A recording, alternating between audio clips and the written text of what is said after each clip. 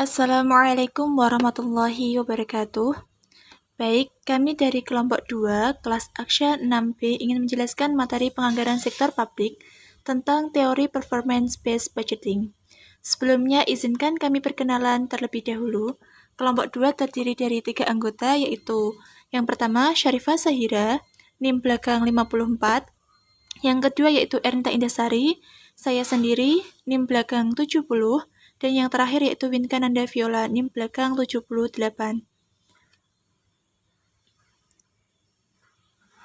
Materi yang pertama yaitu mengenai konsep performance-based budgeting.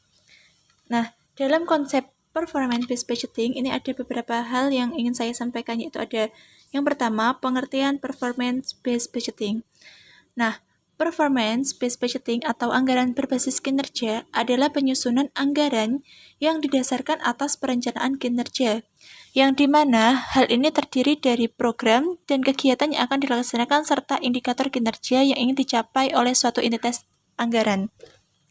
Nah, dalam performance-based budgeting atau penganggaran berbasis kinerja itu menekankan pada efisiensi dan efektivitas, yang dimana efisiensi itu berkaitan dengan pemanfaatan sumber daya, sementara efektivitas itu mempertimbangkan kinerja.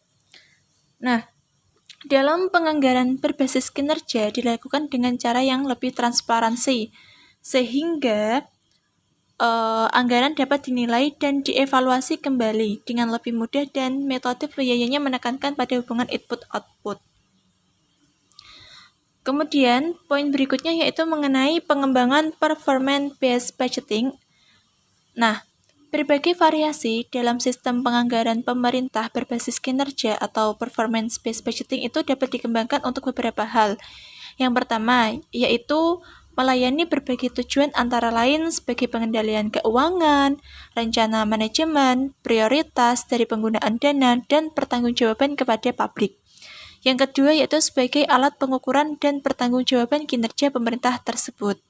Yang ketiga, sebagai suatu metode penganggaran bagi manajemen untuk mengaitkan setiap biaya yang dituangkan dalam kegiatan-kegiatan dengan manfaat yang dihasilkan. Nah, manfaat tersebut itu dideskripsikan pada seperangkat sasaran dan dituangkan dalam target kinerja pada setiap unit kerja. Pengembangan yang keempat atau yang terakhir yaitu untuk penganggaran berbasis kinerja yang efektif akan mengidentifikasikan keterlibatan antara nilai uang dan hasil, serta dapat menjelaskan bagaimana keterkaitan tersebut dapat terjadi. Selanjutnya yaitu prinsip-prinsip performance-based budgeting. Nah, secara umum, prinsip-prinsip anggaran berbasis kinerja atau performance-based budgeting itu ada dua, yaitu prinsip value for money dan prinsip good corporate governance. Yang pertama yaitu prinsip value for money. Dalam kaitan dengan penganggaran, prinsip ini digunakan untuk menilai apakah negara itu telah mendapatkan manfaat maksimal manfaat maksimal dari belanja yang dilakukan dan pemanfaatan sumber daya yang dimiliki atau belum. Nah, beberapa hal memang sulit untuk diukur, di mana hal ini tidak berwujud dan bersifat subjektif, sehingga sering disalahartikan. Karena itu dibutuhkan pertimbangan yang matang dalam menentukan apakah prinsip value for money itu telah diterapkan dan dicapai dengan baik atau belum. Nah, value for money tidak semata mengukur biaya barang dan jasa, melainkan juga memasukkan gabungan dari unsur kualitas, biaya, terus sumber daya yang digunakan, ketepatan penggunaan, batasan waktu, dan kemudahan dalam menilai apakah secara bersamaan semua unsur tersebut membentuk value atau nilai yang baik atau tidak. Seperti itu. Kemudian, pencapaian value for money sering digambarkan dalam bentuk 3E, yaitu ada ekonomis, efisien, dan efektif. Yang pertama yaitu ekonomis. Ekonomis merupakan hal untuk meminimalkan biaya sumber daya untuk suatu kegiatan atau mengerjakan sesuatu dengan biaya yang rendah. Kemudian yang kedua yaitu efisien. Efisien itu melaksanakan tugas dengan usaha yang optimal, atau yang dimana maksudnya itu melakukan sesuatu dengan benar atau sungguh-sungguh. Terus yang ketiga yaitu efektif. Efektif maksudnya itu sejauh mana sasaran bisa dicapai. Selanjutnya yaitu prinsip good corporate governance. Prinsip good corporate governance telah diadopsi oleh hampir seluruh pemerintah yang mengaku menjalankan administrasi publik yang modern, yang dimana prinsip good corporate governance ini antara lain dipahami sebagai suatu kondisi yang mempunyai 8 karakteristik utama, yaitu ada participation, rule of law, transparency, responsiveness, consensus orientation, equity and inclusiveness, effectiveness and efficiency, dan yang terakhir yaitu ada accountability. Selanjutnya, diyakini bahwa 8 karakteristik utama tersebut akan mampu menjamin tercapainya pemerintah yang bebas dari KKN, yaitu korupsi, kolusi, dan nepotisme. Terus, melindungi kaum minoritas dan suara masyarakat itu didengar dalam rangka pengambilan keputusan. Nah, masing-masing karakteristik utama tersebut selanjutnya secara ringkas dapat dijelaskan. Yang pertama yaitu participation. Maksudnya di sini, participation yaitu adanya partisipasi dari semua pihak dan masyarakat luas, termasuk adanya jaminan kebebasan berserikat dan berekspresi dalam proses penganggaran, serta adanya pengawasan terhadap belanja publik oleh masyarakat luas. Yang kedua yaitu rule of law. Dalam kaitan dengan sistem penganggaran, karakteristik ini merupakan pusat dari proses penyusunan anggaran, yang dimana APBN ditetapkan dengan undang-undang. Begitu juga aturan-aturan pelaksanaan semua harus mengacu pada undang-undang. Terus yang ketiga yaitu transparansi. Karakteristik ini berlaku di berbagai fungsi dan tanggung jawab pengelolaan keuangan pemerintah, termasuk dalam proses perencanaan, kebijakan keuangan, pencatatan, audit keuangan, dan pelibatan masyarakat dalam kegiatan pengelolaan keuangan. Selanjutnya, karakteristik selanjutnya yaitu responsiveness. Responsiveness, sistem penganggaran itu harus mampu menampung semua kebutuhan publik dalam waktu yang masuk akal.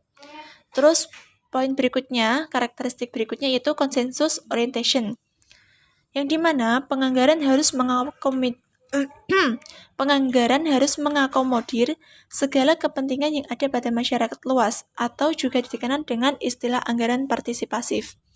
Nah, penganggaran partisipasif ini didasarkan pada pemikiran partisipasi masyarakat yang intensif dalam proses pengambilan keputusan anggaran. Hal ini juga terkait dengan perspektif jangka panjang ya, dalam rangka terciptanya pembangunan sumber daya manusia dan bagaimana mencapai tujuan pembangunan. Karakteristik berikutnya yaitu equity and inclusiveness. Kesamaan dan pengikutsertaan jika diterapkan dalam sistem penganggaran, maka semua keputusan dalam bidang keuangan dibuat demi kepentingan seluruh masyarakat, bukan hanya sebagian golongan saja. Sehingga seluruh masyarakat itu merasakan bagian dari kebijakan penganggaran dan tidak merasa seolah-olah anggaran yang dibuat oleh pemerintah hanyalah untuk kepentingan pemerintah. Terus karakteristik berikutnya yaitu effectiveness and efficiency. Anggaran berbasis kinerja atau performance-based budgeting itu merupakan cerminan kedua prinsip tersebut. Nah, sebagaimana tadi yang telah saya jelaskan bahwasanya efektivitas adalah melakukan hal yang benar agar tercapai suatu sasaran, sedangkan efisiensi adalah melakukan sesuatu dengan benar atau sungguh-sungguh. Keputusan anggaran itu harus memilih hal-hal yang benar untuk dibiayai, mana sih hal-hal yang harus dibiayai oleh dana masyarakat, dan mengelola pengeluaran dana-dana dan sumber daya tersebut untuk memastikan bahwa hal tersebut dilaksanakan dengan benar. Terus karakteristik yang terakhir yaitu accountability. Akuntabilitas merupakan inti dari proses anggaran. Akuntabilitas itu membuat pejabat yang mendapat tugas melaksanakan dan mempertanggungjawabkan anggaran, di mana ia harus dapat mengungkapkan bagaimana dana masyarakat akan digunakan. Audit program dan keuangan akan dapat menentukan apakah pejabat bersangkutan itu akuntabel dalam pelaksanaan anggaran yang menjadi tanggung jawabnya atau tidak. Nah, demikian penjelasan dari saya. Untuk materi berikutnya akan dijelaskan oleh teman saya. Terima kasih. Selanjutnya saya, yaitu Winka Nanda Viola, NIM 19505-178. Di sini saya ingin menjelaskan mengenai tujuan performance-based budgeting, yaitu menunjukkan keterkaitan antara pendanaan dan prestasi kinerja yang akan dicapai, meningkatkan efisiensi dan transparansi dalam pelaksanaan kegiatan. Yang ketiga, meningkatkan fleksibilitas dan akuntabilitas dalam melaksanakan tugas dan pengelolaan anggaran. Dan materi selanjutnya yaitu tahapan penyusunan dalam performance-based budgeting.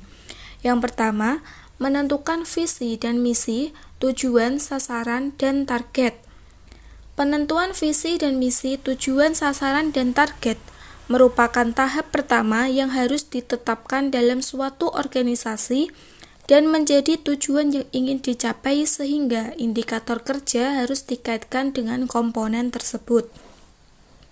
Yang kedua, menentukan indikator kinerja meliputi masukan atau input, keluaran atau output, hasil atau outcome, manfaat, dan dampak. Untuk masukan atau input yaitu sumber daya yang digunakan dalam suatu proses untuk menghasilkan keluaran atau output yang telah ditetapkan. Keluaran atau output yaitu sesuatu yang terjadi akibat proses tertentu dengan menggunakan masukan yang telah ditetapkan. Indikator keluaran dapat dijadikan sebagai landasan untuk menilai kemajuan suatu aktivitas dalam mencapai tujuan. Hasil atau outcome yaitu suatu keluaran yang dapat langsung digunakan. Indikator hasil adalah tujuan atau sasaran yang telah ditetapkan. Manfaat yaitu nilai tambah dari suatu hasil yang akan terlihat setelah beberapa waktu kemudian. Yang terakhir, dampak yaitu akibat yang ditimbulkan oleh manfaat yang baru terlihat dari beberapa waktu kemudian. Untuk tahapan yang ketiga yaitu evaluasi dan pengambilan keputusan terhadap pemilihan dan prioritas program.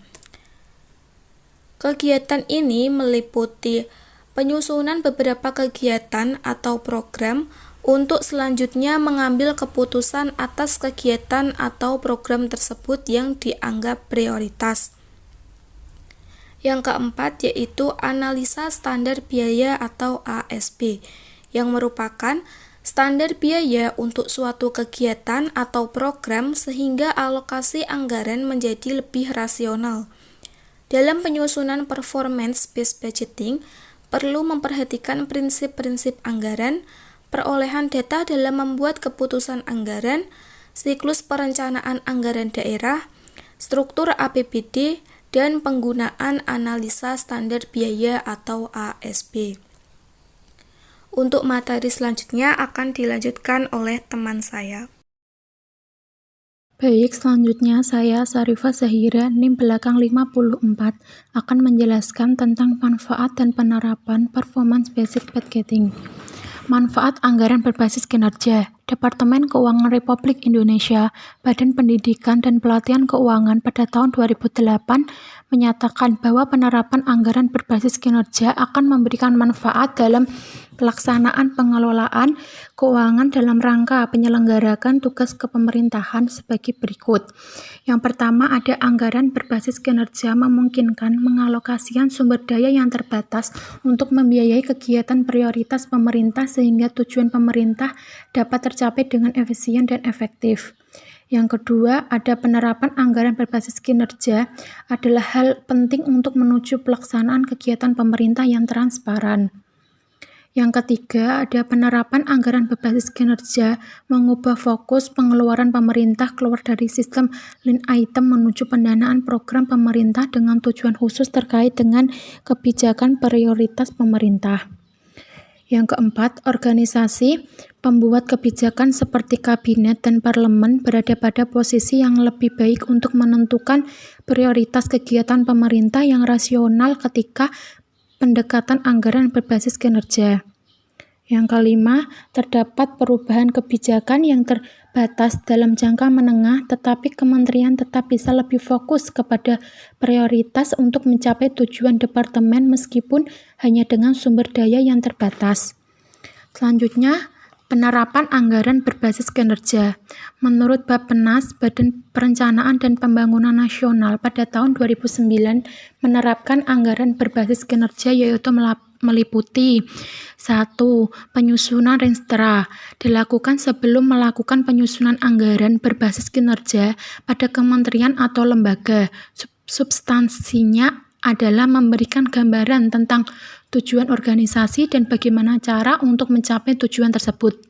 Yang kedua, sinkronisasi. Sinkronisasi dimaksudkan untuk pertama, menyusun alur keterkaitan antara kegiatan dan program terdapat kebijakan yang mendasari. Yang kedua, memastikan bahwa kegiatan yang direncanakan benar-benar akan dapat menghasilkan output yang mendukung pencapaian kinerja. Yang ketiga, memastikan bahwa kinerja suatu program akan mendukung pencapaian tujuan kebijakan. Yang keempat, memastikan keterkaitan antara program dengan RPJM, Rencana Pembangunan Jangka Menengah. Yang ketiga, penyusunan kerangka acuan yang menggambarkan 1. Uraian pengertian kegiatan dan mengapa kegiatan tersebut perlu dilaksanakan dalam hubungan dengan tugas pokok dan fungsi. Yang kedua, satuan kerja yang bertanggung jawab melaksanakan kegiatan untuk mencapai sasaran output. Yang ketiga, sasaran yang akan menerima layanan dari kegiatan tersebut. Yang keempat, data sumber daya yang diperlukan termasuk rincian perkiraan biayanya. Yang keempat, penerapan indikator kinerja. Indikator kinerja merupakan komitmen kinerja yang dijadikan sebagai dasar atau kriteria dari penilaian kinerja. Indikator juga memberikan penggambaran tentang apa yang akan diukur dan untuk menentukan apakah tujuan sudah tercapai. Selanjutnya yang kelima, pengukuran kinerja. Tujuannya adalah untuk mengetahui dan menilai keberhasilan maupun kegagalan suatu program dan kegiatan. Maka dari itu, anggaran berbasis kinerja perlu didukung dengan akuntabilitas kinerja yang menunjukkan pertanggungjawaban atas keberhasilan dan juga kegagalan dalam pengelolaan dan pelaksanaan misi organisasi dalam mencapai tujuan dan sasaran yang dilakukan secara periodik dan diukur dengan indikator kinerja yang telah ditetapkan. Yang keenam, yang terakhir, laporan kinerja. Pertanggungjawaban kinerja, laporan akuntabilitas kinerja instansi pemerintah atau disingkat dengan LAKIP adalah dokumen yang disusun secara jujur, objektif, dan sasaran. LAKIP menguraikan mengenai pertanggungjawaban pelaksanaan tugas dan fungsi dalam rangka pencapaian visi dan misi organisasi, serta sebagai badan evaluasi bagi pihak yang berkepentingan. Sekian penjelasan materi dari kelompok 2 tentang performance basic budgeting. Kurang lebihnya kami mohon maaf dan semoga bermanfaat. Wassalamualaikum warahmatullahi wabarakatuh.